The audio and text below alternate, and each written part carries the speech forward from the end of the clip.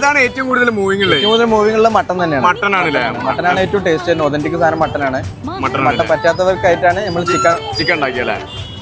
സംഗതി തെറ്റാ. കഴിച്ചാലുള്ള ഗുണങ്ങളൊന്ന് പറഞ്ഞുതരോ? ഇത് നല്ല ഹെൽത്തി ഫുഡാണ്. ഇത് നല്ല പ്രോട്ടീൻ അടങ്ങിയിട്ടുണ്ട്. പ്രോട്ടീൻ ഉണ്ട്.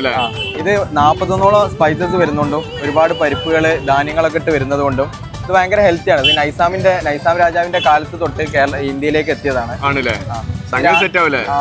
ബോഡിയൊക്കെ സെറ്റ് ആവൂലേ? റമദാൻ മാസം മാത്രം കിട്ടുന്ന സംഭവമാണ്. ഇളയ മട്ടന്, ഗോതമ്പ്, പിന്നെ 41ഓളം സ്പൈസസ് വരുന്നുണ്ട്, പലതരം പരിപ്പുകൾ വരുന്നുണ്ട്.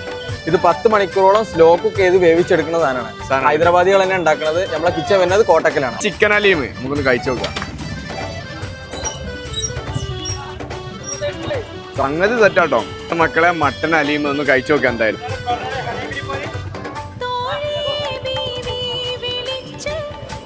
സംഗതി സെറ്റാട്ടോ.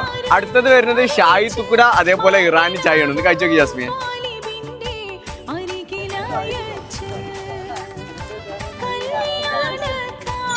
ചായ കൊള്ളട്ടെ, അടിപൊളി സാധനമാണ്. അപ്പൊ നമ്മൾ അലീമിന്റെ ലൊക്കേഷൻ വരുന്നത് കാലിക്കറ്റ് മുഖത്താറ്. ഏത് പള്ളിന്റെ അടുത്തേനി? മൊയ്തീൻ പള്ളിന്റെ അടുത്ത്. മൊയ്തീൻ പള്ളിന്റെ തൊട്ടടുത്തായിട്ടാണ് അലീമിട്ട. ആരും വിസിറ്റ് ചെയ്യാൻ മറക്കണ്ട. ഓക്കെ.